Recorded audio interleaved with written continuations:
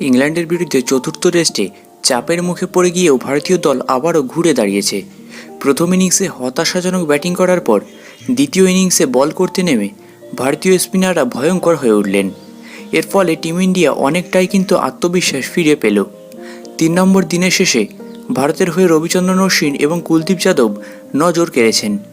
23শে ফেব্রুয়ারি থেকে শুরু হওয়া চতুর্থ টেস্ট ম্যাচে ইংল্যান্ড প্রথমে টস জিতে ব্যাটিং করার সিদ্ধান্ত নেয়। এর ফলে প্রথম ইনিংসে তারা 353 রান সংগ্রহ করে নেয়। অন্যদিকে ভারতীয় টিমের হয়ে ইয়াশাস্বী জয়সওয়াল এবং রোহিত শর্মা ওপেনিং করতে এসে বিপক্ষদের বোলিং আক্রমণের সামনে চাপের মুখে পড়ে যান। শোয়েব বাশিরের বিধ্বংসী বোলিংয়ের সামনে একের পর এক ব্যাটসম্যান আত্মসমর্পণ করেন। একমাত্র ইয়াশাস্বী জয়সওয়াল 73 রান এবং আজ ধ্রুব জুরেলের দুরন্ত 90 রানে ভর করে ভারতীয় দল প্রথম ইনিংসে অনেকটাই পিছিয়ে থেকে 307 রান সংগ্রহ করে।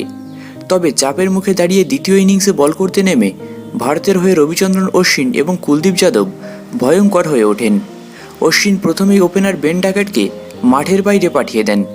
অন্যদিকে অলি পোপ ওভারের পরবর্তী বলেই কিন্তু 0 রানে আউট হয়ে দলকে হতাশ করেন।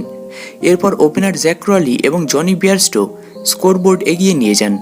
তবে কুলদীপ যাদব জ্যাক ক্রলিকে 60 রানে এবং বিয়ারস্টোকে 30 রানে থামিয়ে দেন। তারপর আর কেউই কিন্তু সেইভাবে রান করতে পারেননি। বেন স্টোকস মাত্র 4 রানে মাঠ ছাড়েন।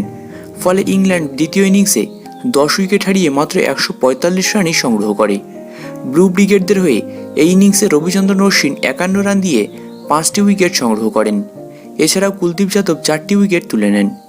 এরপর ভারতীয় দল 192 রানের লক্ষ্যমাত্রা নিয়ে দ্বিতীয় ইনিংসে মাঠে নামে। 3 নম্বর দিনের শেষে এখন ভারতের হয়ে রোহিত শর্মা 24 এবং ইয়াশাস্বী জয়সওয়াল 16 রানের ব্যাটিং করছেন। এর সঙ্গে চতুর্থ টেস্ট ম্যাচে ভারতের জয়ের জন্য এখন আর 152 রান বাকি।